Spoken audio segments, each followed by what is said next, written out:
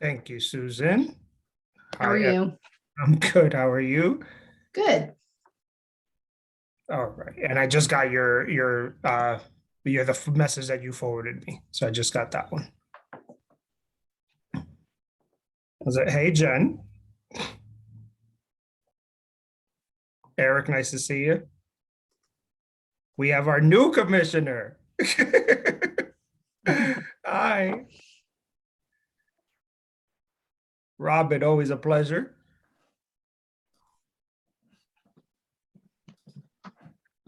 Ms. Fredrickson, always nice to see you too. I feel like I'm taking roll call when I used to be in the classroom. Mr. Ricks, how are you?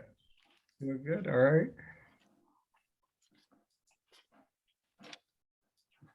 Okay, for those of you that are not commissioners, please introduce yourself in the chat so we can know who you are. Thank you, Susan. Okay. So my thing says 16 participants, Susan. Do we have a quorum present? Yes, we do. Yep. Okay, all right. Let's get started. I'm just pulling up the agenda on my phone. Okay, first off, welcome everybody. Ms. Branson, always a pleasure to see you.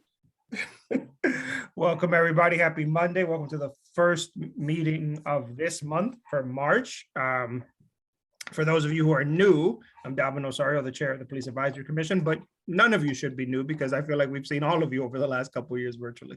I want to start with, first off, do I have a motion to approve the minutes from our last meeting? So moved. Do I have a second? Seconded. Look at that. Moving business right along. All right. Okay, so we have for having a first and a second. Now we vote, right? That part always trips me up, guys. Now we vote. Vote in the chat, aye or nay, if you vote to approve the minutes, not approve the minutes, or if there's any changes you need made. Aye. So Aye. I look forward to us meeting in person at least sometime in the next couple months. I don't have to only look at Eric's camera when I ask if I have to vote at that moment. Okay. Now, before we dive right in, we do have our newest commissioner with us, joining us today. I'm going to ask you to say your name because I'm going to tell you what's going to happen. If I try to say it, it's going to be really bad. So I'm going to ask you to say it. But if you could say a couple things about yourself before we jump in, that would be great. Yeah, so hello everyone, my name is Rahama Ndesho. I'm a junior at Springburg High School, which is in the Northeast Consortium, second round East County of Montgomery County. I'm very excited to be here and I'm excited to work with you all today and for the future. So, and then Susan, correct me if I'm wrong, the additional two have not been confirmed yet. Am I right? Yeah, I haven't even heard who the council members are going to pick yet. My understanding is that they'll get confirmed on the 22nd, so I should know something pretty soon. Awesome. Okay. And just so you guys know, for clarity's sake, the two additional commissioners are Susan, it's Justice and Shabab's replacements, correct? Correct. Yep. Okay. Awesome. All right. Let's dive right into the agenda. The first thing on our agenda is Quick question. Oh, yeah, go ahead. Yep. Did Shabab send in a resignation letter? I hadn't seen it. If he did. So yes, so she had reached out to us and had informed us that she thought that was the best step for her. Okay. Yeah. Okay, so so the first thing on our agenda for tonight is, as you guys know, Nadia announced this at our last meeting that she was stepping down as vice chair. We took, we left open nominations and we actually only have one nomination, so this should be a formality. But yes, Eric. I want to nominate Sherry Branson. Do I have a second to nominate Ms. Branson to finish out Nadia's term as vice chair? Move the nomination be closed on that said name. I move that Alicia Hudson be nominated. Thank you so much, Caroline. I removed myself from consideration 2 weeks ago. Oh. Thank you, though. Oh, I didn't know. Thank you. Perhaps I'm slightly behind the curve on this one. Do we have anybody other than Sherry being nominated? Oh, No. fine, then this. Mhm. Yeah, I'm that's what that- happy yeah. to- Sorry, No, that's what I was very unclear about that. I'm very happy to did second make a that motion. nomination. I did make a motion that the nomination be closed on said name. I'm sorry. Yeah, as Robin was just asking for clarification. He wanted to see if there was somebody else that had been nominated. And actually, Ms. Branson's nomination came in, it wasn't a motion from the floor. It came in before we met, so. Ms. Branson, before we vote, would you like to say a few words before we officially vote for you as our vice chair for the remaining term? No. What? You must be sick. No. No, I think you all have worked with me for over a year now, or almost a year now. So everybody knows who I am. So and since I'm running unopposed, You don't have to that run makes too it- hard, right? exactly. It makes it a little easier. Okay, so we will now vote in the chat to officially confirm Ms. Branson as vice chair for the remainder of Nadia's term, which takes us until August. So we have 5 months.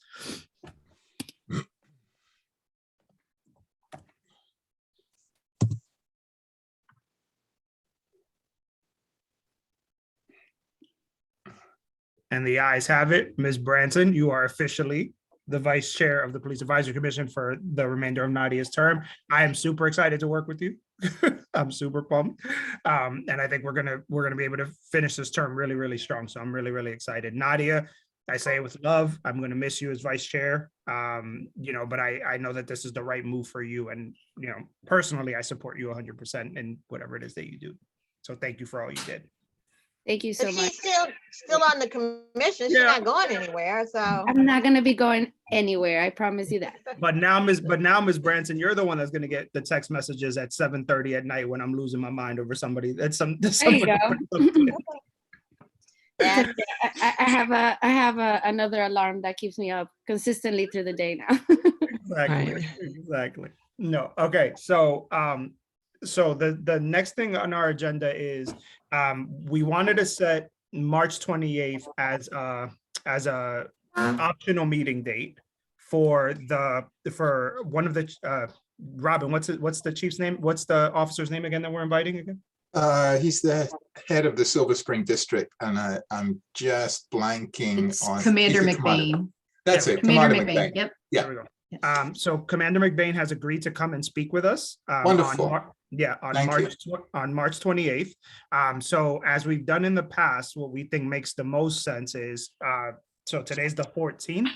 If we can get questions from folks by the end of the week, which would be the 18th, then Sharia and I can put it together into one big document, parse out questions that are repetitive, et cetera, and then we can get them over to Commander McBain, so that way he has them before he comes to meet with us. That way he knows, he has an idea of what we're going to ask him. Okay, is that doable for everybody? That just any questions that you guys want to ask, just send them to Sharia and I by Friday. Is that good? Yeah.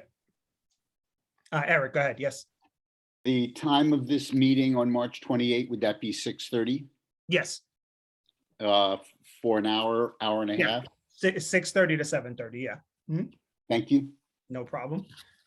Okay. In the spirit of that, I've been talking with Susan about we've been talking about the attendance policy, and what we have been talking about is making sure to stress to all of you, making the meetings on the 28th optional, so that way they don't count towards the attendance policy. So that way nobody's penalized for missing the optional meetings. And I wanted to open the floor for discussion on that. Raise your hand if you want to say something and I'll call on you.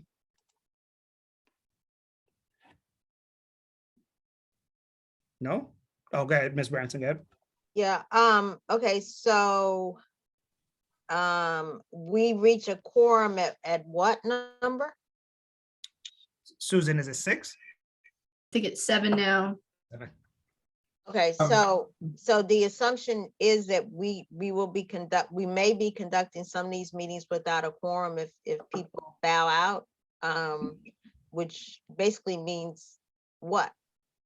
We can't take decisions. Right, we can't. Means we can't take decisions. Right, But these So- informational meetings should be fine, I would imagine. yeah, I just wanted to be clear for everyone, Mhm. you know. Is our new regular schedule the second Mondays going forward? Yes. Mhm. Yeah, so the next scheduled meeting for the commission is the second Monday in April, which if I'm not mistaken is April 12th. Am I right in that, Susan? I think it's the 11th. Okay, I'll check. I'll put it in the chat. yep. So it would be the Monday before Easter. I think that's how it lines up. Okay, so am I safe to assume, hearing no dissension of any kind, that you guys are okay with the change of making the second meetings optional and therefore not counting against the attendance policy? Are you guys good with that? Yes. Awesome. Okay. This might actually be I'm looking at the clock and we've ran through all those things in 15 minutes. This might be the fastest meeting that we've ever had. So Don't say that, dude. Now we're gonna be here till 9 o'clock. Go ahead, Ms. Branson. just, since it is a change in Mhm. policy, we Mhm. should probably move and vote. Mhm. I move that that the second meeting that is optional not count towards the attendance policy. Do I have a second? Second, So moved. Now we vote. See, Eric, I got it right that time. Now we vote.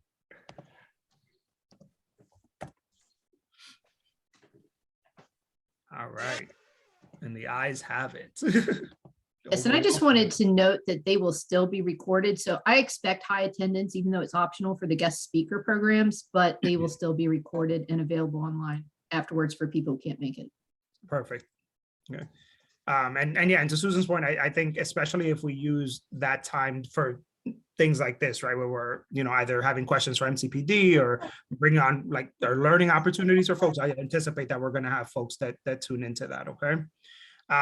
Okay. So I wanted to continue our discussion that we began at the last meeting, where we started to talk about and I think it's a, kind of a two-pronged thing. It's one is, how do we envision our work unfolding over the next year and a half? Because we do have about a year and 5 months just about.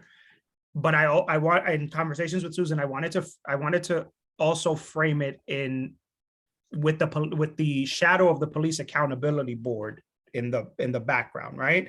And Susan, do you want to share with the group just some of the conversations that are going on in council, just to contextualize the conversation we're about to have, please? Sure, and I just want to qualify that this is among council staff. None of the council members have been involved in these discussions, but we have been tracking what's happening in different jurisdictions across the state. And people who already have standing citizen advisory boards or citizen review boards are trying to figure out how they will interplay with the new police accountability board that the state is mandating. So, and I just got a question from down in Annapolis about what we expect to do with your board, the Policing Advisory Commission. So I thought it would be helpful if you could be proactive and brainstorm and see what the way you want to see your commission interact with the Police Accountability Board. And I can go over briefly what the Police Accountability Board is going to do. That's going to be, if they vote on it, and they've got a work session tomorrow, it should be a 9-member board that is supposed to take the types of citizen complaints that the Administrative Charging Committee receives and make some decisions and recommendations to give to the county executive about how police policy should change based on the types of complaints and feedback they're getting. So they'll have that same recommendation mandate that you do. Yours is to the council, theirs will be to the executive. So there's a little bit of overlap. I don't know how you want to move forward, whether or not you want to report out to the advisory board too, whether you want to change the way, the types of things that you research and make recommendations on, that type of thing. So. And so I think it's important that we have this discussion now, right?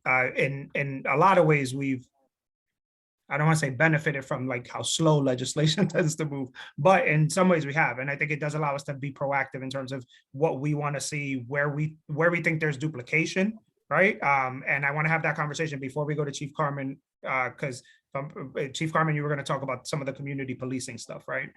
So I want to have this conversation first. Eric, go ahead. I think that you used the magic word, which is proactive. The Policing Accountability Board seems to be structured around the receipt of complaints about officer misconduct. And that the role that I think we can play is to be raising questions in advance and proposing things that have occurred to me.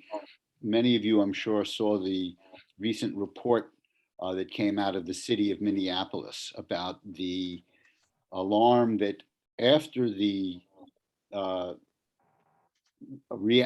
public's reaction in Minneapolis to the killing of George Floyd, the police had an audit of how they performed, and the auditors essentially said that it seemed like there wasn't a very well executed emergency plan in anticipation of this. And a question occurred to me then is, what would be Montgomery County's emergency plan were there to be civil disorder, in response to an outrage of any kind? Many of you saw the story in the Washington Post about the enormous outlay being made in jurisdictions where police officers have multiple complaints against them. It would be useful for us to get data on, what the status of outlays were. We saw that Prince George's County, Baltimore City were mentioned specifically in that report, where multiple officers had multiple complaints against them. So these would be the kinds of things that at least occur to me, where we have a role in seeking a clear understanding of how policy is being developed and executed. You're muted. Yeah, thank you. Yeah, and I want to take the moment to thank Alicia and Eric for just making sure that we've had a presence as this bill has moved along, right? And in turn, sharing the information that they've gotten in real time, because I think that has been some of the like hiccups that we've kind of seen. Like we make our recommendations and then maybe it's buried in a report and we never know what's being done with it, right? Whereas this bill, it does seem like we do have our hands on the wheel a little bit. I'm going to go to Robin and then Caroline, whose hand I saw after him. Just a couple of things. Eric, on your points about the Washington Post story, I followed up with Will Jawando about that. And he said that there is actually legislation already in place to require the police department to publish the amounts and the type. I don't know exactly what data, but certainly amounts. He said the first annual report is due shortly. So we should hear something about that. I was interested in thinking about how we can relate to the new accountability board in terms of its mandate to do better with complaints. I have two things there. First, I did an analysis of the complaints data collection, and I should circulate that to you. I did it a while ago, and that that data collection process is terrible. It's a complete failure. It's impossible to tell from the data what happened to the complaint, which is the whole point of the complaint process, or at least a major point of the complaint process. So I think we can offer quite quickly a pretty informed set of recommendations about what exactly they should do to fix their data, so that everybody in the community can understand what's going on. And that would include, per Eric's point, that the department should publish de-identified data about individual officers.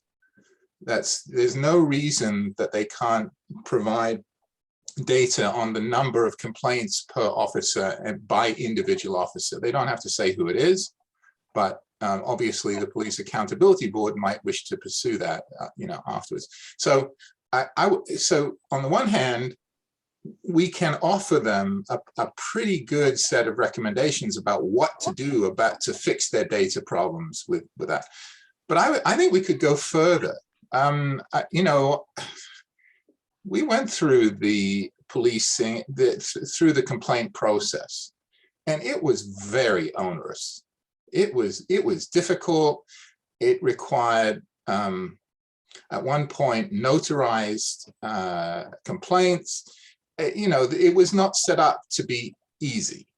And so I think we could do good work in doing some investigation and analysis and hearing from the police department about what it would like to do to improve the complaints process. So one thing is, let's fix the data. Everybody in the community deserves good, clean, transparent data about what happened to complaints. And then let's talk about the complaint process. Maybe it's fine, maybe it's not. But I think that would be a good thing for us to do in preparation for the accountability board coming into existence. That's my 10 cents. So just a clarifying question for me, Robin, before I go to Caroline. So you're suggesting a two-pronged approach, essentially. So look at the current complaint process and see where there are gaps, if there are any, et cetera, but then also make recommendations on what kind of data we would like to see come out of the complaint process. Is that right? Yeah. I guess I would put it slightly differently, that there are a number of technical fixes which can be made quite directly to the existing data that would improve them very substantially and make them usable. Gotcha. And they should just do it. And the other is a bit softer because we don't really know. You know, it would be interesting to reach out into the community as we did with the traffic stuff to find out what people think about how it is to make complaints, and to hear from the police department, you know, whether they're satisfied with the current process, whether they think it does, you know, it smooths the relationship with the community. Okay. Caroline, then Susan, and then Cherie. Good. I had a couple of thoughts. One is that we have subcommittees that have a broader set of issues than are necessarily in front of the Police Accountability Board. So I think that will continue to be, you know, our work. I think it would be very helpful for each of the subcommittees to meet and do their own brainstorming about what their particular agenda should be for the coming year and a half. I think it may be a more productive conversation if we had that to bring forward to the full pack, maybe at the next meeting. And then we could actually, you know, present that in a more kind of complete way. Okay. So I would suggest that. I would also say that I think, you know, to the extent that one of our mission, one of the elements of our mission is that we are supposed to be engaged in outreach to the community. We should do that for when the new PAB comes in, and think about how we can partner with other groups to make sure that the community is full aware of the new organization and how they could interact with it. So those are my two thoughts. Thank you, Caroline. Susan, go ahead, and then Ms. Branson. I just want to make a clarifying point on the complaint data. Before, they could not release resolutions or outcomes, dispositions for those because it might be identifying data. And at that time, personnel records were excluded from public release. Now that Anton's law has been passed at the state, we can get that information now. And so it should be easier to get complaint data in many of the ways that Robin is suggesting. So I just wanted to let you know that'll be a little easier now going forward. Thank you for that, Susan. Go ahead, Cherie. Yeah, so I wonder if Susan can give us an update on the state board. I think the council was waiting for the state board to release some kind of disciplinary matrix or qualifications for who could serve on the PAB, and whether, you know, and how that would impact the operation of the new entity. Yes, so the last update I have, because I'm not working directly on the bill, is 2 weeks ago. And at that point, the Police Training Standards Commission was about to recommend approval for regulations, but that has to go through an approval process at the General Assembly. They will move it through on an emergency basis, but it'll still take some time. So I don't know what those are going to look like at this point. As far as the disciplinary matrix, the Standards Commission is also working on that. And it hasn't been released yet, but then everybody has to be trained on that, right? So the Administrative Charging Committee has to be selected and they have to be trained before July 1st. So they're trying to push it through as rapidly as possible. We should get a much better update. And maybe Chief Facciolo knows, we should get a much better update tomorrow during council work session on the bill. And the other thing I was gonna suggest is that when these new things, when the state entity does release these new, whatever they're gonna call them, recommendations, I guess, that we might want to take a look at those because that's open to public comment. And we may well want to weigh in on in some way as one means to help guide whatever our Montgomery County Police Advisory Board becomes, right? I mean, you know, because I kind of think that whatever the public comments say will largely be ignored, but at least you know, we will have a viable way to be on the record about what we think. And that could serve as some guidance to whatever the path becomes. I think that's a really good point. Alicia, did you want to say something? I see. Nope. Nope. Okay. So then why don't we do this then? If all the subcommittees, and I imagine you would, because either you have met already or you will, can all meet, and this is based off Caroline's recommendation, which I think is a sound one, all meet before our meeting on March 28th, okay? Right? To talk about what you want to accomplish over the next year and some change, right? I think that'll help us to kind of piece together kind of a puzzle of what our next year and a half would look like, okay? So that's an overall conversation. I think also, if the subcommittees want to then also attach like things that they want to see in this accountability board, that we can then kind of start to piece together and kind of piecemeal, you know, a charcuterie board of recommendations from everybody, right? I think that'll give us a roadmap to go forward. I think that will make sense. Does that make sense to everybody else as a plan of attack over the next 2 weeks to just get us focused on what we're going to look at? Mr. Ricks, go ahead. I just saw your hand up. I thought that the meeting on the 28th was supposed to be for a presentation from somebody, not the regular meeting. So. Yeah, so it is, but if folks can send recommendations, like if subcommittees can send recommendations in writing to us by that date, I think that would be helpful. I think that 2 weeks gives folks enough time to send us like some stuff in writing, right? I think that's enough time or not so much. No, that's fine. Yep. So yeah, so Mr. Ricks, to clarify, no, you wouldn't be presenting these things on the meeting on the 20th, but Cherie and I would like it in writing by the 28th. So that way we can kind of start to parse through it and see where some things align, because that's also the other part of this too, is that is it going to make sense to make some subcommittees bigger because there's joint threads that really bring the work together, right? Like, is there going to be things that two subcommittees really want to see that putting more manpower on it would make that more feasible, make that attainable, right? Those are conversations that I think we should have when we reconvene in April, but we won't know until folks put some stuff on paper, okay? Make sense? Okay. Chief And Carmen. can- Oh, go ahead, Cherie. Sorry, can I just ask, Yes. has Ruhama been given a subcommittee already or selected one or whatever? Not yet. I'm gonna shoot her an email to see when she can meet with you and I, to see, we can kind of talk through and see what her interests are. Alicia, go ahead. Yeah, no, I was just going to say that we are going to talk about reorganizing the subcommittees. Yes, I believe. Yes. Yes. Okay. Yes. Yeah. So this is the first step in that conversation, because I think this is going to give us an idea of how best to do that. Good. Chief Carmen, the floor is now yours, my friend, and it is yours at 7:03, which means if we leave here late, it is your fault, not mine. I'm just kidding. I'm just kidding. Go ahead, Chief Carmen, you're up. That's a strong act to follow, Davin. Let me see if I can share my screen, if it's going to work. Susan, do you mind unsharing or undisabling? That's not a word. Enabling screen sharing. Undisabling. Okay, I'm gonna remember that. Does that Okay. work for you now? Perfect, thanks. But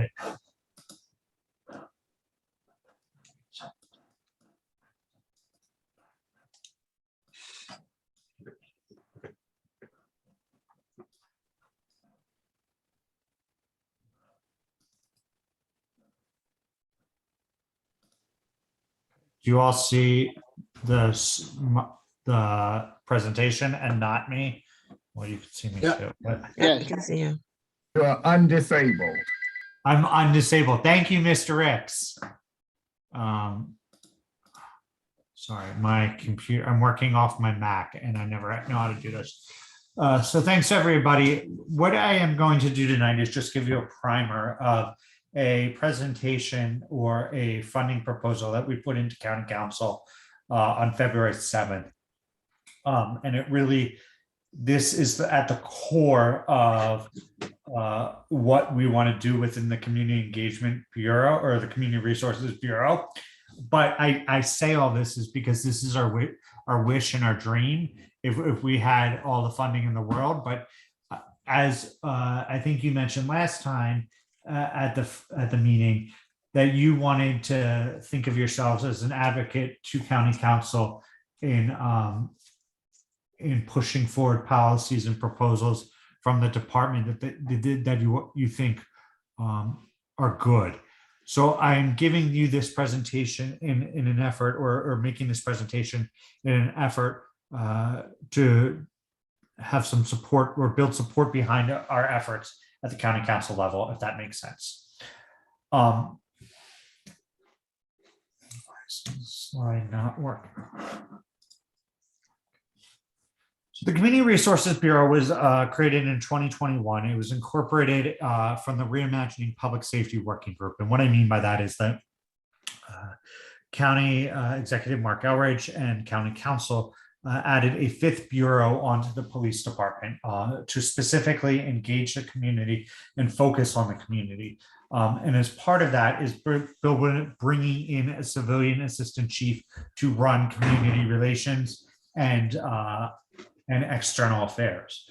The Bureau itself includes the Community Engagement Division and the Policy and Planning Division. So I want to take a step back here though first. The department has 5 bureaus. I think that you've all know this or have talked about this in the past. We have the Patrol Services Bureau, which makes up the majority of the police department. That is your marked police cars and the stations. We have the Investigative Services Bureau, which is our detectives.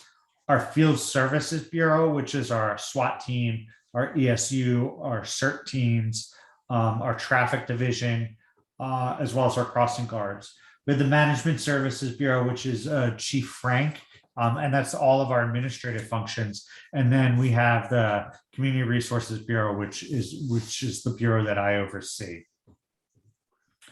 And within the Community Engagement Division, there are specific sections that I want to highlight tonight.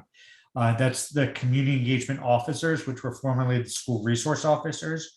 We have our Community Outreach, our Crisis Intervention Team, which is formally called the Crisis Response and Support Section, as well as our Peer Support Team, which is an internal team that goes out when there is an emergency or crisis within the department and provides services to members of service when in need.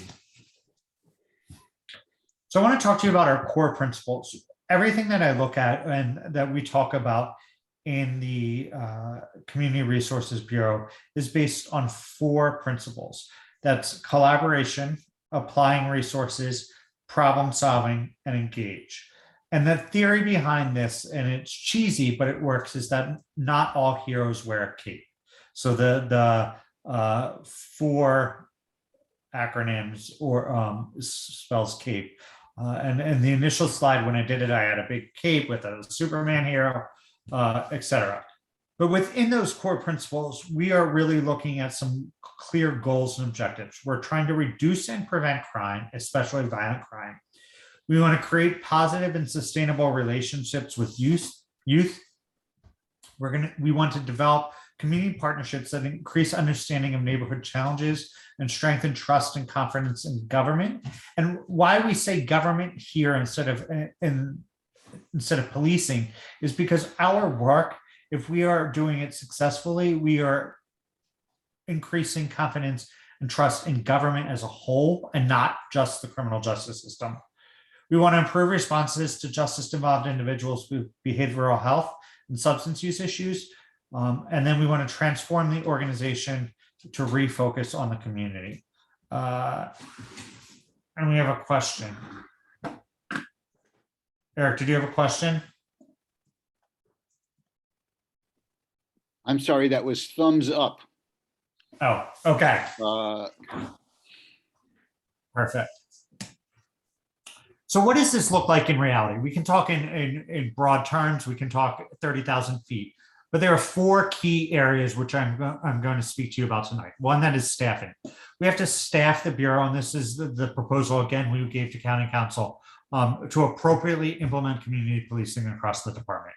I'm currently a team of one, and then I have a community engagement division and a policy and planning division. But we don't have the active staff or to really implement and develop community policing strategies across the division or the department. Two, we want to focus on violence reduction. We want a holistic approach to reduce violence that includes crime analysis, technology, and proactive partnerships and services for those individuals that are most at risk for being a victim of violence or committing violence. And that's a two-tier spectrum.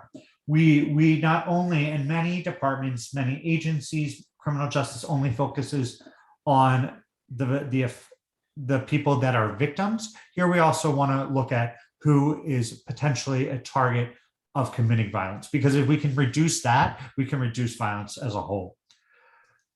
At the heart of everything that we do in the department, we really need to focus on youth. Our youth strategies are at the core of the Community Resources Bureau. And why we are focusing on youth is because if you are already an adult, in my mind, in criminal justice research mind, we have missed a window of opportunity to serve you. We can continue to offer reentry services to you. We can offer correctional services to you. But if you're already involved in the criminal justice system, that is an area where I do not have enough resources. We will never have enough resources in the department.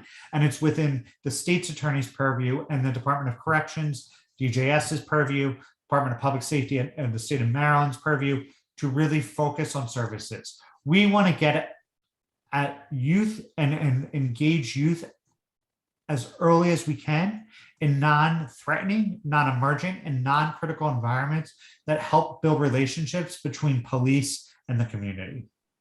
And then lastly, we want to build confidence. I talked a little bit about this just a few minutes ago, and we need to create effective strategies that allow officers to proactively interact with neighbors and problem-solve community concerns.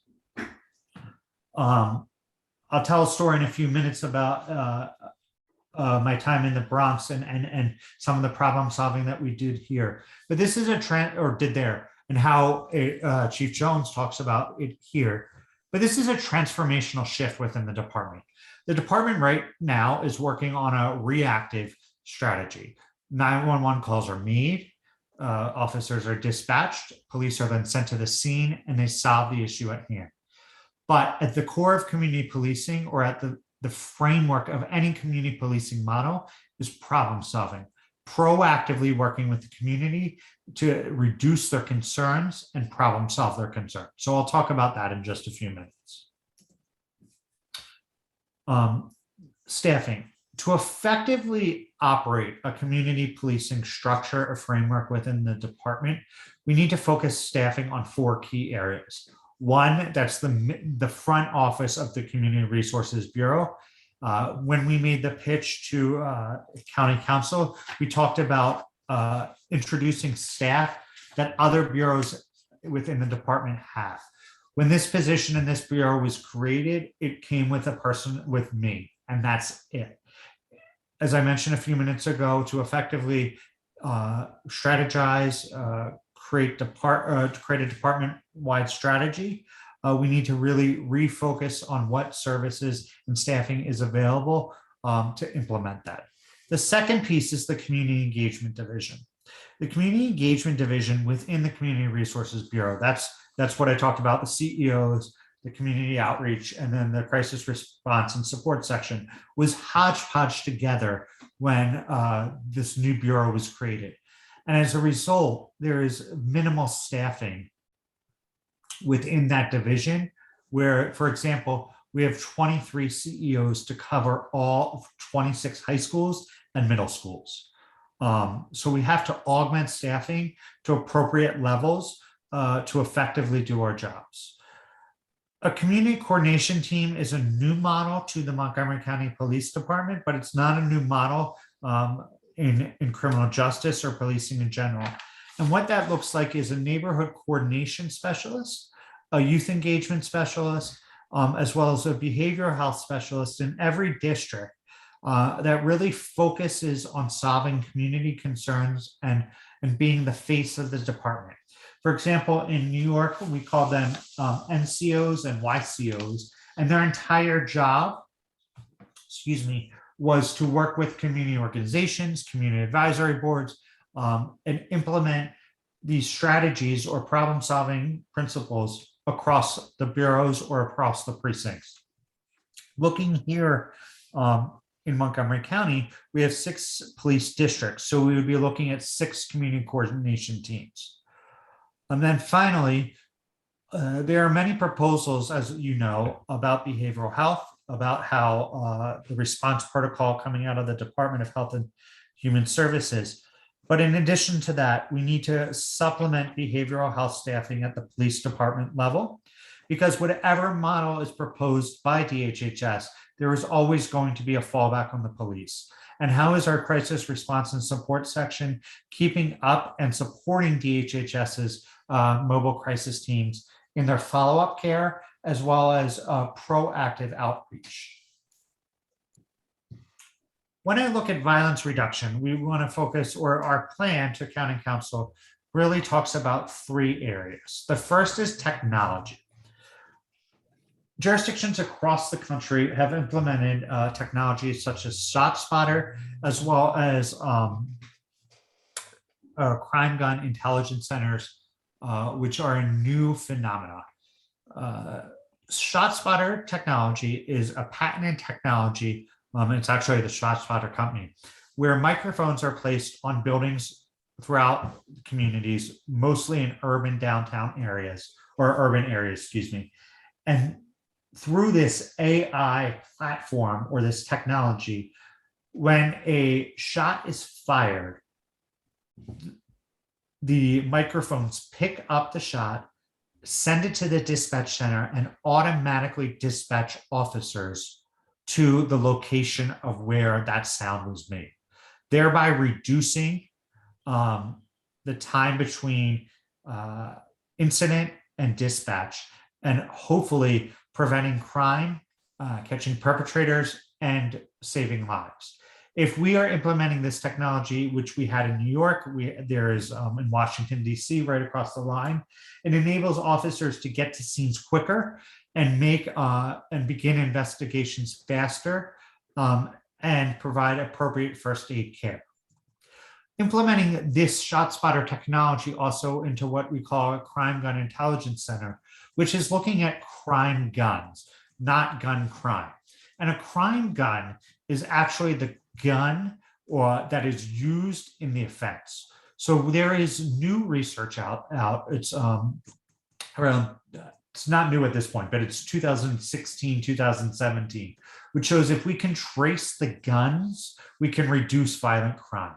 Because there are only just as there are a small handful of individuals that perpetrate crime and violent crime, there's only a small handful of guns that are actually used in crime.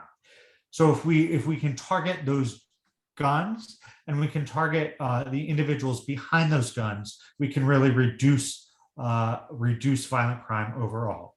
And then the third piece of this is a group violence intervention initiative. The Group Violence Intervention Initiative, which is housed out of John Jay College, but then implemented across the country, reduces homicide and gun violence, minimizes harms to communities by replacing enforcement with deterrence, and fosters stronger relationships between law enforcement and people they serve. This is also known as Operation Ceasefire. It was implemented in Boston during the 90s and has since moved on to Chicago, Detroit, and New Orleans. I'm more than happy to talk about this. This could be an entire presentation. We can reach out to John Jay if that's something that this group would like to hear more about GVII and the aspects. But it is really a social services and deterrence-based model that has been implemented across communities to really reduce violent crime. Our youth strategies are what I talked about earlier as the core principle of what I really want to focus on. And these are 4 activities. The other parts were frameworks or objectives or goals. These within the youth strategies are actually things, tangible implementation activities. The first is a Midnight Madness program, which is following what we did in New York City. Excuse me. And this is not an evidence-based strategy, and I will tell you that first and foremost. However, there is thought behind a Midnight Madness strategy that you're taking young people off of the street at high violent crime times and promoting positive development. What we did in New York City started out in Manhattan and Harlem, and we opened up one gym on a Saturday night. We said, hey, come play basketball. We know it's a high violence area. We don't want you to be mixed up or to be caught in the crossfire. That's the base of this model. From there, we then opened up more locations throughout the city and expanded the activities. We know that not every community plays basketball. Some like soccer. We then started ballet for young people. We started hip hop dance. We started coding. We did chess. From there, we opened up. I don't know who that is or who Hinsdale, Illinois is. I apologize. From there, we opened up every gym in the city on Friday and Saturday evenings to provide proactive youth programming. And we partnered with nonprofits and private sector entities. For example, I'm sure you all have heard of the New York Yankees, Mr. Ricks especially. But the New York Yankees has a youth foundation, and they provided in the South Bronx, which is not well known, but they also own the New York Soccer Club. So they provided soccer in the South Bronx and primarily Hispanic communities. We worked in the Central Bronx, and we provided hip hop dance with a young dance program out of Studio City. In downtown, we worked with Google or Alphabet and taught kids coding. So every community had a different program that met the community's needs. And the whole point was to provide proactive, positive youth programming on Friday, Saturday nights. There is no, there was a question, and we can talk about this, and I'm happy to answer at the end of whether we required evidence-based cognitive behavioral therapy for our young people, or if you wanted to play basketball, you had to do some type of programming. And the thought was, this is not an evidence-based program. This is not a data-driven program. All we are doing here is taking young people and providing positive development opportunities. So we are piloting this. We were supposed to actually start it last Friday night in the 3rd District at the White Oak Community Center. It has been pushed off partially because of COVID till May 20th, but we're starting a 6-week basketball league, 3-on-3 for young people in Silver Spring. Our hope is to pilot it in the Silver Spring district and then move it out to other districts and eventually work with MCPS to open every gym. And this is also MCPS's goal out of the Office of Teaching, Learning in Schools on Friday evenings. The second piece of our strategy really talks about summer activities camps. This is built on a structure that happens in Washington, where their youth strategy division offers summer camps for young people. We know, and anecdotally, in areas such as Germantown and Wheaton and Silver Spring, moms and dads and caregivers, grandparents and aunts and uncles are working sometimes 2 and 3 jobs just to provide childcare in the summer for young people. How can we reduce that burden on parents, on caregivers by providing proactive summer camps? Previously, the department, before my time, provided 1 or 2 weeks of summer camp. It was called Police Camp, and it was similar to Explorers. Building off of that model, we are looking at providing private camps, but again, like what we're focusing on with the Midnight Madness, providing camps that are not just for individuals interested in law enforcement, but we're piloting potentially with Imagination Stage and working on theater, or working with libraries on reading and writing, or private industry on coding, or we have a bunch of sports teams, not as good as the Yankees, but the Washington Nationals, the Washington football team, whatever we're calling them this week, but partnering with sports and youth sports leagues to provide 1-week summer camps for those most at risk of violence, most at risk of being victims of crime, and for most at risk or high risk young people. The other piece of this is creating youth mentoring programs.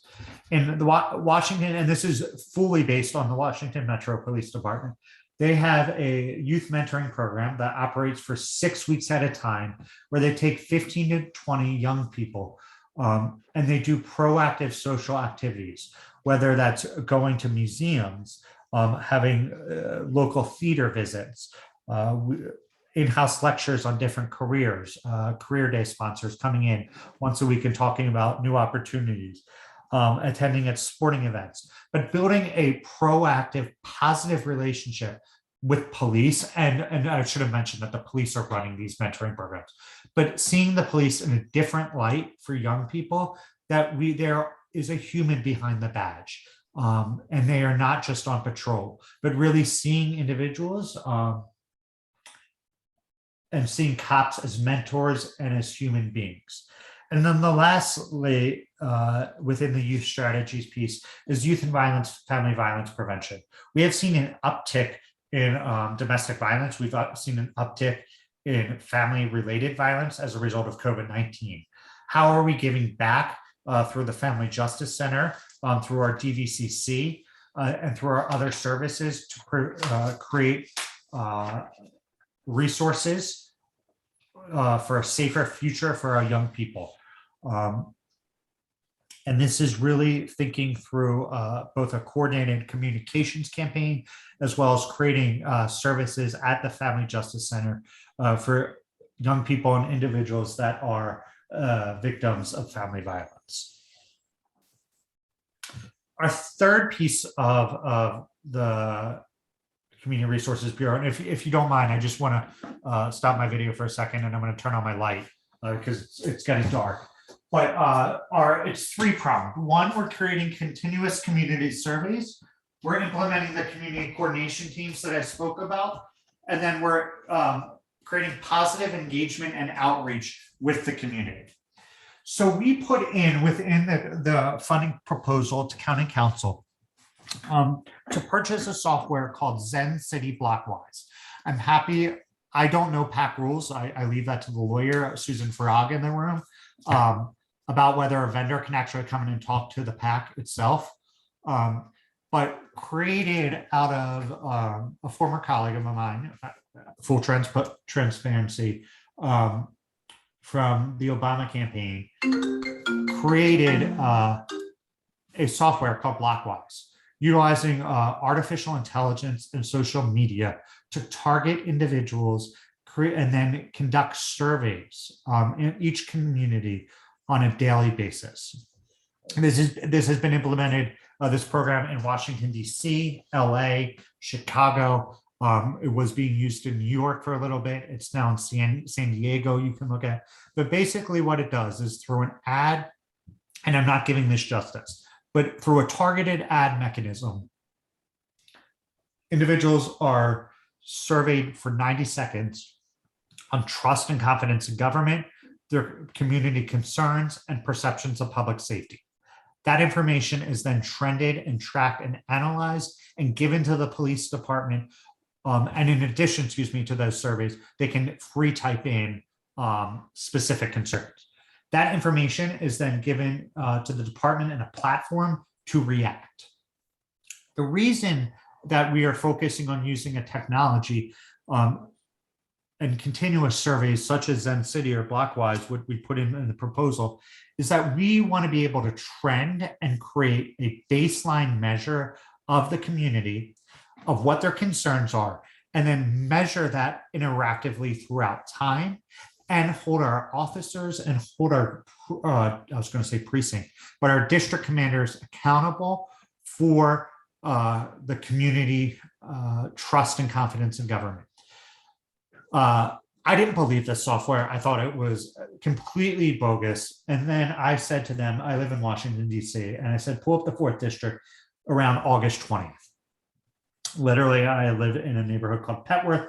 We had a rash of shootings literally in the 3 or 4 block radius where I live. And over the course of a week, I said, pull up this week, August 20th. The Zen City Blockwise pulled it up. You could see the week before, the public trust and confidence was at like 65%. When all of these shootings happened, it dipped down to 53%. And we looked at all of the data and the hand comments within the platform, and it was like shootings, violence, gang violence, guns. And it was giving the commanders or the police district commanders here in DC real-time intelligence, but also real-time concerns of what the community wanted to interact. Or what the community wants solved. I go to the story that I said I would tell you a story a few minutes ago about the Bronx, and that Chief Jones had a similar story. When I worked in the Bronx I was there for about 5 years, there were 2 infamous housing developments called River Park Towers. They are considered one of the most beautiful but dangerous properties in the world. And then there was the McKinley houses.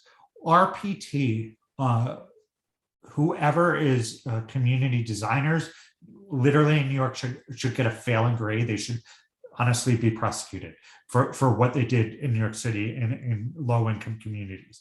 But they put these 3 towers, and you can look it up, and you can just Google RPT and it will come up, segregated from by I-95 on one quarter, 3 towers looking over the Hudson River. 1 entrance in, 1 exit out. The McKinley Towers was 3 or 4 avenues over, and it was a housing development, or we call projects in New York developments. And it was built in a zigzag fashion. So once you went in, there was only one way out. McKinley and RPT both had youth gangs, started serious violence. RPT started coming out of and crossing over I-95 or I-87, into the McKinley houses and started shooting at the McKinley houses gangs. McKinley houses said the same thing to RPT. But when we surveyed the community, and ask what their biggest concerns were, in McKinley, it was the trash. And in RPT, it was that COVID-19 was preventing people from getting their groceries delivered, and they were unable to get in and out of the building because there was only one elevator in up and down. So what we did was simple, and we held community meetings. We brought the Department of Sanitation to the McKinley houses, and we said, get rid of the trash. We went to RPT and we got groceries from local farmers market and had it delivered. But I tell this story not because I want to say we solved a community problem or I want to pat myself on the back, but we did not have the technology at the time to conduct a continuous community survey to find out what the real issues were and solve those real problem solve those issues.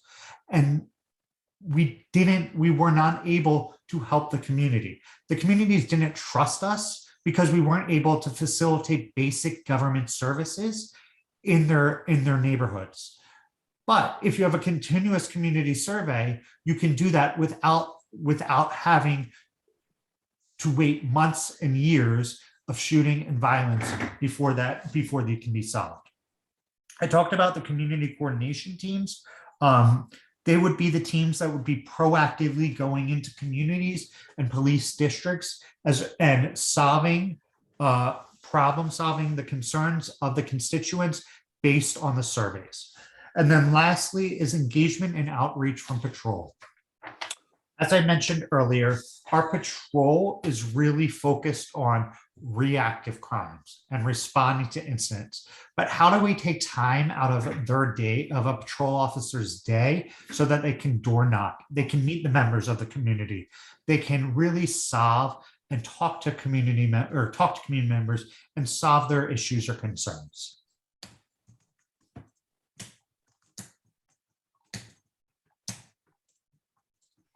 And then lastly, I want to talk about transforming the organization. There are 4 areas in which we're looking to transform. The first is policy development. It makes sense, and Chief Jones is so smart that he combine policy planning with community engagement, because our policy development has been done it for so long in a vacuum.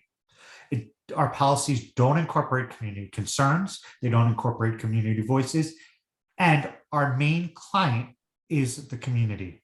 The community decides how they want to be policed. They should decide how they want to be policed, but our policies don't reflect that. So how do we create policy development in this new landscape, in this new structure that incorporates the community? We are looking at ways through the PAC, through advisory boards. We're creating advisory boards at the systemic level, as well as at the district level. And at the systemic level, I mean, for Hispanic individuals, for African-American individuals, for LGBTQ individuals, people with shared or unique perspectives. And then at the district level, advisory boards based on geography. But using those community advisory boards as vehicles to push out and receive feedback on policies. We are looking at problem solving. Our officers, I've talked a lot about this, but are in a reactive model. But we have to shift to a problem solving model. Our officers need to go into every interaction with the community and say to the individuals, how can I solve the problems today? Instead of how can I solve or fix this crime issue? We know that a majority of interactions with justice-involved individuals with behavioral health and substance use are a result of the substance use or behavioral health. But by locking those individuals up or taking them to the hospital just to be released 3 hours later is not solving the actual problem. But how do our officers in those districts, those beats, those police sectors, work with the community members, work with the justice-involved individuals to really focus on long-term strategies that are sustainable? And then lastly, we need to retrain our department on how we interact with the community. Our community policing is a very small portion of the overall academy, and there's no continuing education on community policing or community engagement in general. So our goal is to reshift how we train our officers, reshift the thinking around training, and bring in community members to talk about how they want to be policed, to really do scenario-based training that focuses on interactions and problem solving with the community. So that is the proposal that we laid out to County Council. I am standing between you and probably your dinner. I know this was a broad strokes overview of what we're doing in the Community Resources Bureau. I'm sure you have a ton of questions. I'm sure I did not do it justice this evening, but I'm happy to answer any questions or concerns, hear any comments that you have. Thank you for that, Chief Carmen. That was, and just so you know, I'm originally from the Bronx, so a lot of the work that you talked about, that's actually how I started as a social worker, was doing a lot of like community work with police departments on how to work with Black and brown communities. So that's a lot of the stuff stood out for me. Does anybody have any questions for Chief Carmen? I'll open up the floor. Cherie, I see your hand first.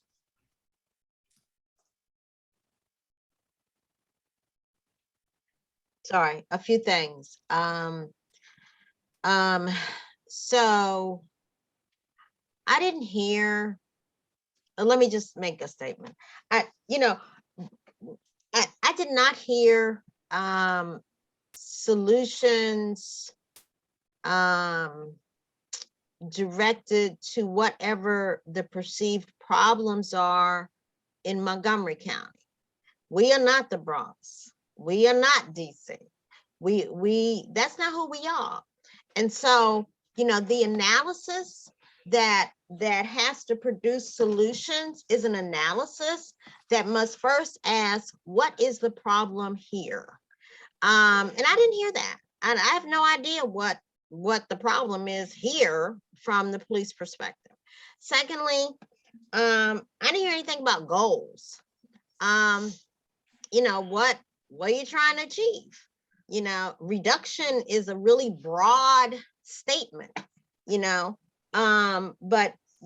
increased engagement is a really broad statement. So, but like, where are you starting and where are you trying to get to? I didn't hear any of that. And yeah, I got my oversight hat on right now. Because what I heard, quite frankly, was the opposite of what everything, all the analysis from all the conclusions from all the different commissions and task force have said, and that is we want fewer police engagements, and what we want is the police having their hands in fewer pots. And what I heard was an expansion of where police are. That's not going to be helpful from my perspective. So, I guess, but the problem really starts with, I did not hear what problem specifically, data-driven, you're trying to solve.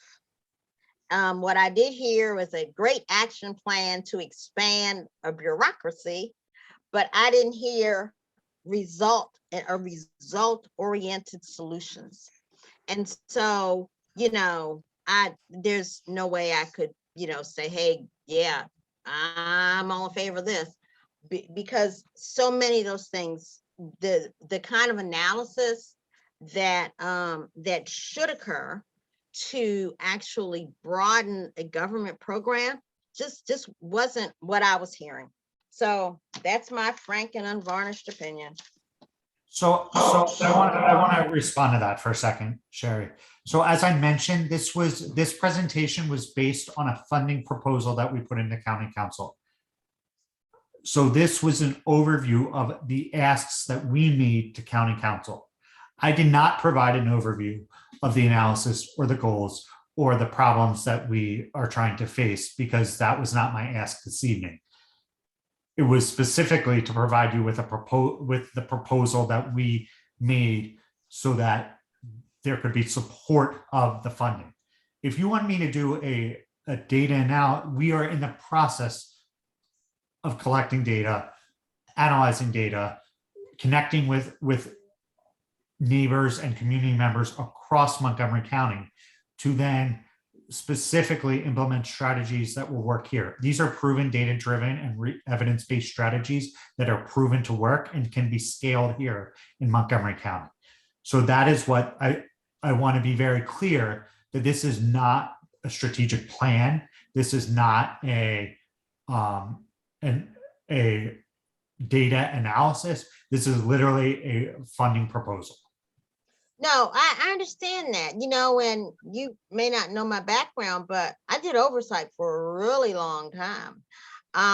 And, you know, so I think, you know, what it's, you know, it sort of begs credulity for me to say, okay, well, let's talk about funding when I don't have any idea what the problem is. You know, that's, to me, that has to, you know, and I'm not trying to beat up on you or anything. I'm just saying, you know, if the county council doesn't support this, it's because they may have the same question I just had. Like, what's the problem? What's the potential result? How is this money that is being asked for? How will it be used? And like, why wouldn't we have departments who are already doing these things expand their efforts? You know, so you know, that kind of analysis is the kind of analysis from a legislative perspective that actually yields success in a legislative arena. So, you know, that's, like I said, that's my 2 cents worth. You know, like I said, I'm not trying to beat up on you, but you know, it is really important that if there is something that can work, that that it be given the kind of review and evaluation that is likely to be required by a legislative body. And you know, that's all I'm saying. It's just, you know, it's just the thoughts off the top of Cherie's head. Thank you, Ms. Branson. Mr. Ricks, and then Eric, and then Chief Carmen, if you have some, and then Robin. So go ahead, Mr. Ricks. Yeah, you know, we, as a commission, at meetings, we've always been talking about having public hearings for this and public hearings for whether we got a stop sign or traffic something, you know, to me is not the most important things, but I understand them. About a month ago, Susan sent out a notice about a public hearing that they were having in the Up County, which was held by Councilmember Katz and Councilmember Rice. They had well over 100 people at this hearing. The people talked about exactly opposite of what you're saying, Cherie. They wanted to talk about not little piddly stuff. They were talking about the safety in their community, what they can do to and AC Fasciola was on the call but there were 2 people from this commission, 2, myself and Jen. And these people talked. The thing lasted, what was it, Susan? Maybe 2 hours almost. And I mean, what they told the council and what they talked about were community concerns. Exactly what Assistant Chief Fasciola was talking about, things that needed to be done in their community and about guns. It's the same thing all over the county. The problems and concerns that are out there, we talking about whether somebody got stopped at a stop sign, they talking about their life and what's happening. And it was eye-opening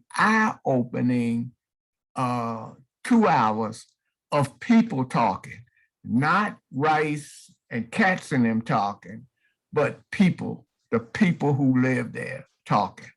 Excellent program.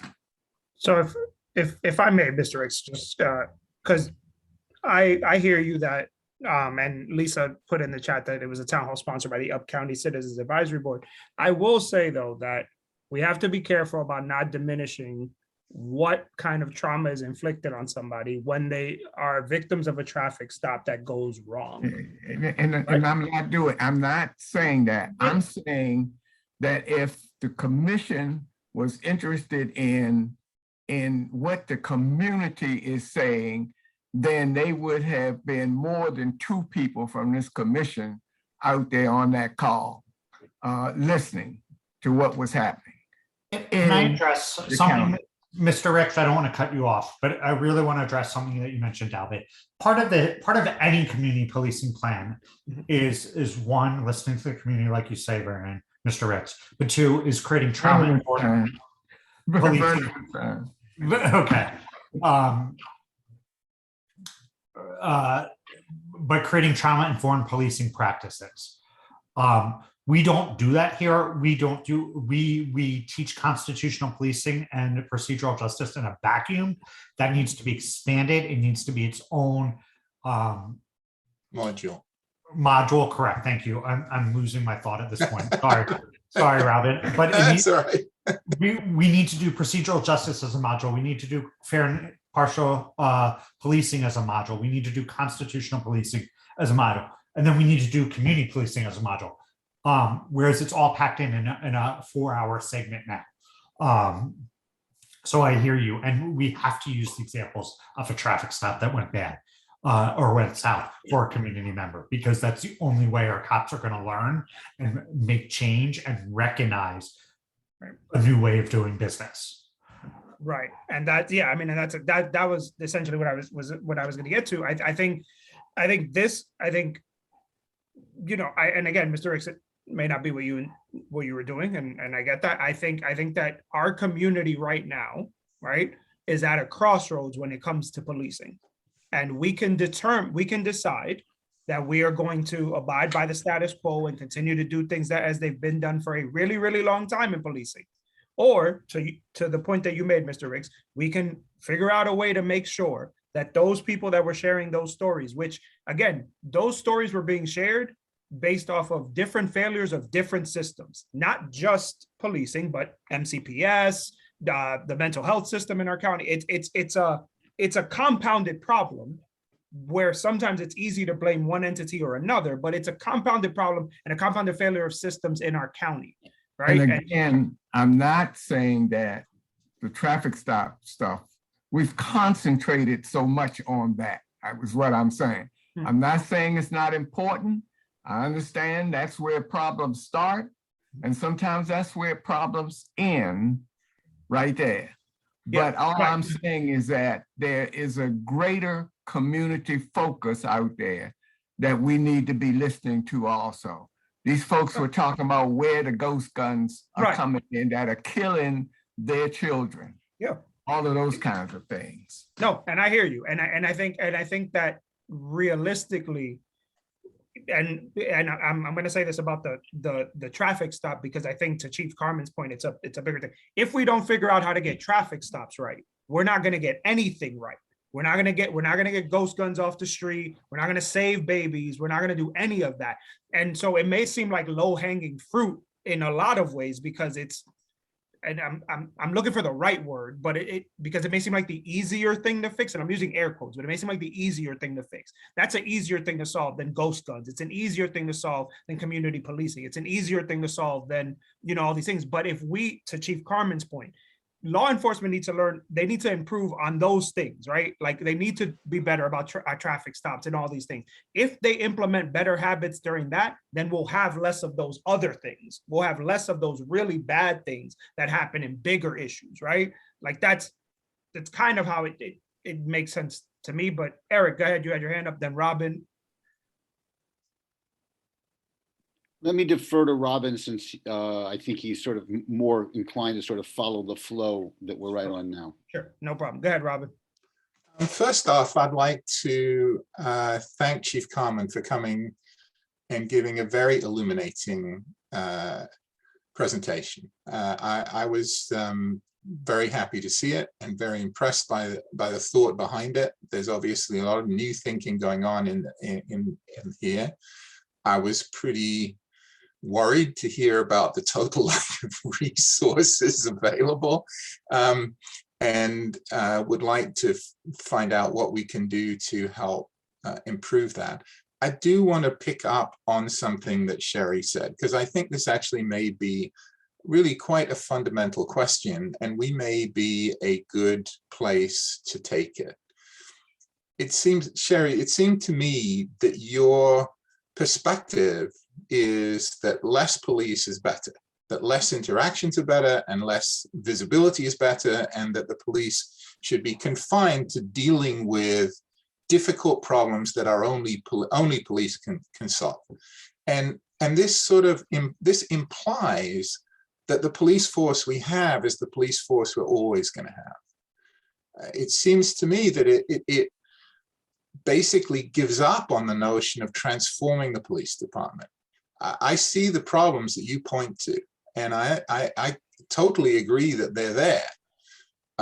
But I would like to believe that the kinds of strategies that Chief Carmen put forward will help to build bridges between the police department, which currently I think is very isolated from much of the community, and not always their fault. I mean, it's not easy to build bridges. It takes a lot of work, as that document showed, that presentation showed. It's not one thing. You have to do lots and lots of different things. You have to be persistent. You have to put resource into it. You can't just, snap your fingers. But I think we all want, well, maybe we don't all want, but a different vision is that we have a police department that is more involved in the community, and by being more involved is better. And I just need to clarify. I don't want anybody to misinterpret what I'm saying. Here's what I'm saying. I'll make it clear. The police department, apparently, according to this presentation, is not just isolated from the community. The police department is stovepiped from other agencies of government. The police department's role should not be doing what the recreation department does on a routine basis. The police department's role should not be doing what the Department of Health and Human Services is charged with doing, et cetera, et cetera, et cetera. You can go down the line. We are not going to take police. I don't agree. Okay, well, that's, if they have not made, if the police have not made the kinds of, okay, you may or may not know this, but, a lot of my work in the last years I was on Capitol Hill involved the Department of Homeland Security. The huge problem with the Department of Homeland Security was that it was stovepiped. The agencies and entities within the department were stovepiped. And that's why the department really was created. Because the attack on 9/11 was an evidence of the stovepiping of information and resources in government. All these people who should be talking to each other and working with each other weren't doing that. Okay, and what what it resulted in was whole lot of bad stuff. All right, what I'm hearing now is a police department that is stovepiped within a local government. And what I'm saying is that the first thing that should happen is instead of figuring out new resources from just a government accountability perspective, instead of figuring out new resources to give a police department to do things that it has not done before, we should figure out how the police department should figure out how those different departments that are already doing these things how they can interact more appropriately with those departments and collaborate with those departments. That's what I'm saying. We don't have to have, midnight basketball or whatever you want to call it is a great idea.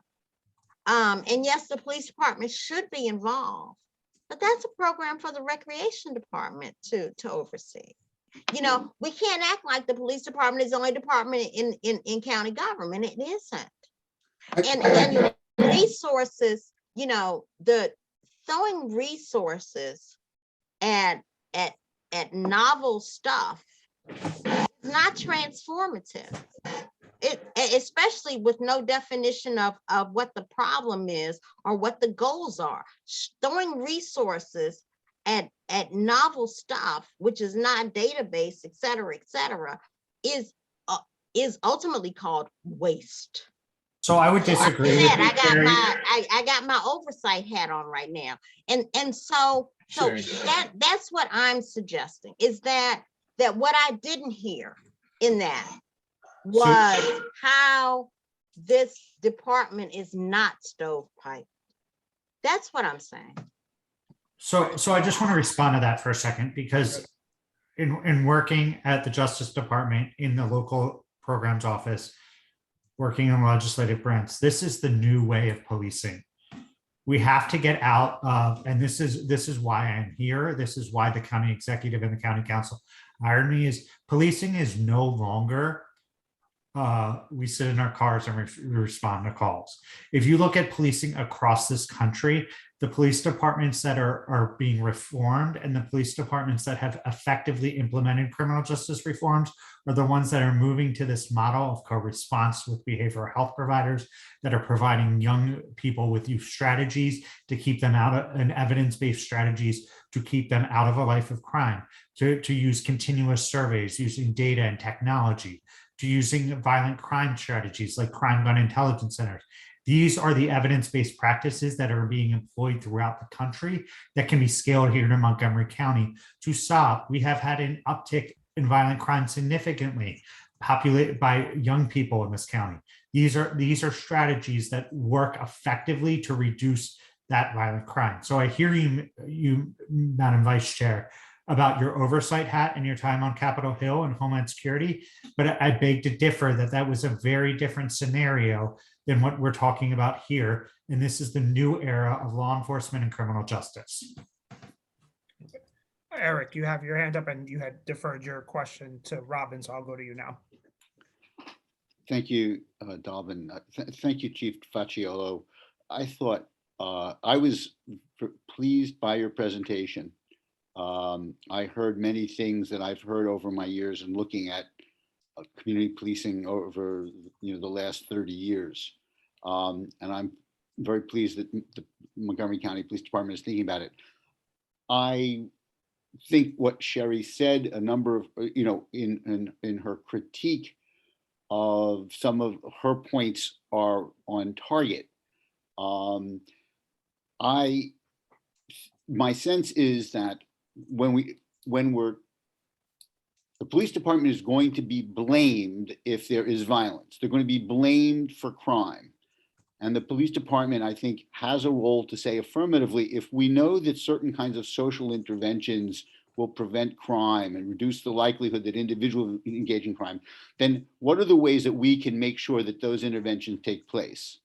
So in some sense, whether the police would like to build their relationship with the community so it is felt to be a collaborative one and not a hostile one. When we say we want fewer police engagements, those are intuitively because we think those are not going to go well for the citizen. But what I hear you trying to say is we want citizens to come away from their engagements with the police to say, wow, that was pretty good. I feel safer now that the police, I know the police officer, or my interaction with the police officer was not a humiliating or dehumanizing or alienating experience. These pay off, those kinds of changed attitudes pay off in improved community safety. And so we could spend, I don't want to, I realize that my time, really want my time up. I think there's more to discuss here. And I think both that Sherry's concerns are very good. And I thought that I was very pleased with your presentation. Thank you. Our new commissioner has her hand up. Go ahead. All right, thank you so much. So I wrote down what I wrote before I was going to say, but I definitely agree with Ms. Cherry in the earlier comment she made about how some of the initiatives that worked in the Bronx or in DC might not be translated well here in Mocha, as we do have a different environment from city to city. But I do understand that there's like a data and fact-based study that's coming out that you said earlier, and I think that's an excellent step forward. But coming from a student perspective, I think before the police department branches out to traditional non-police activities, we should focus on making sure that they're doing the jobs that they were originally required to do. I think the CAPE method, the CAPE acronym, and the Midnight Basketball are excellent techniques. And I know they said that they're based on evidence and based on facts. And I definitely think that would be translated well, and then a lot of the youth would enjoy those activities. However, the youth coming from as a youth myself in high school and my peers, I can assure you that the youth will not trust the police if you're trying to bond with them and then turning around and putting them in situations that are embarrassing or are criminalizing. So I think before, like I said earlier, before we branch out to activities like Ms. Cherry said that are traditionally not meant for police, we should focus on keeping folks safe, keeping the youth safe. I definitely think the ideas that you said are excellent in terms of building a community and reimagining police, but it's kind of, I think the logistics of it might be off, but that's my opinion. Thank you so much. And I feel you and I hear you loud and clear. And something you actually just said made me want to make a comment.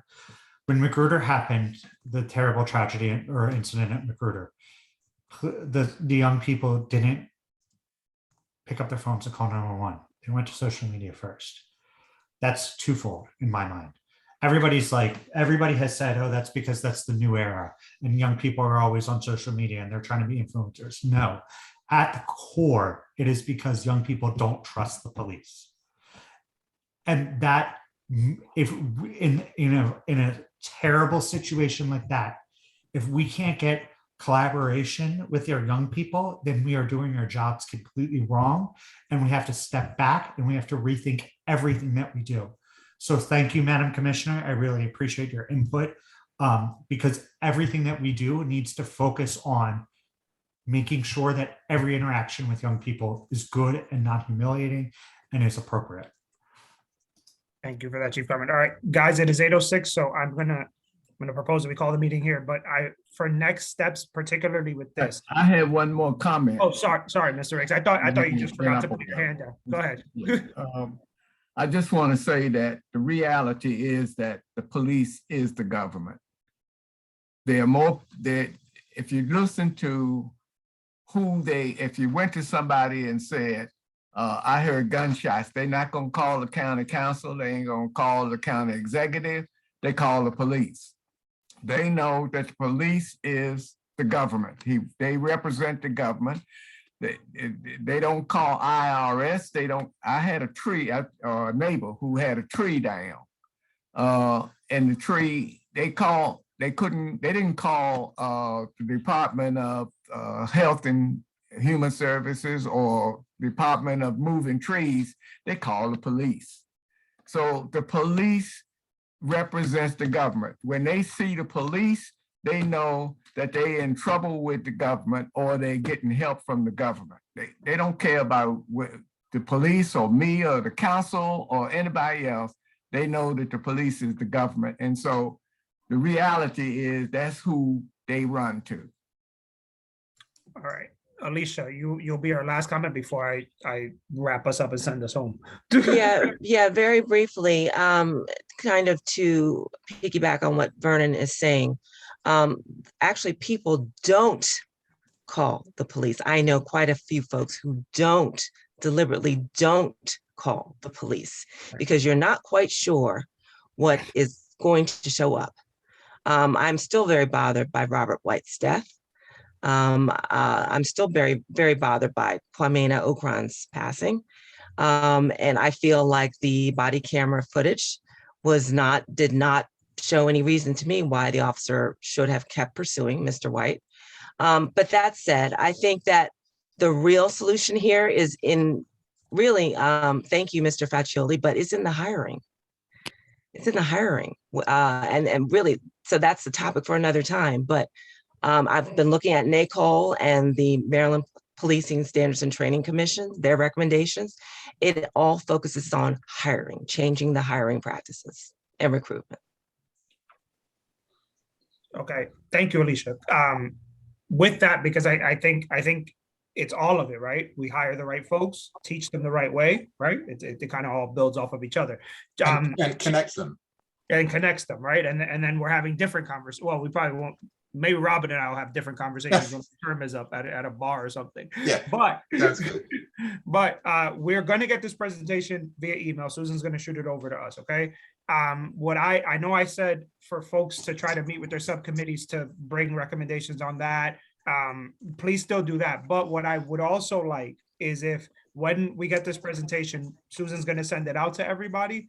If we can just, again, same process, questions that we were going to put together for Commander McBain when he comes at the end of March, do the same for this presentation too, that we can ask Chief Carmen, because this was a much shorter conversation than I think it would take for us to have a really detailed conversation, to Cherie's point about, like, these are the things that we didn't see there, and maybe, Chief Carmen does have the answer to that, but it's just harder to get into in an hour and some change, or an hour that we met. Okay, so let's do that. So Susan's going to send the presentation as Chief Carmen. Thank you so much for walking us through that, because that was incredibly detailed, and you did it in an hour, which I hats off to you. But let's remember, subcommittees meet, send us questions for Officer McBain, send us recommendations for your subcommittee, and also send us questions that we can ask Chief Carmen about this presentation once we get it. Let's try to get that all together, and then we'll figure out next steps the next time we meet. Sounds good? Sounds good. Awesome. Thank you, guys. All right. Have a Well done, wonderful boss. night. Thank you. Okay. Bye-bye.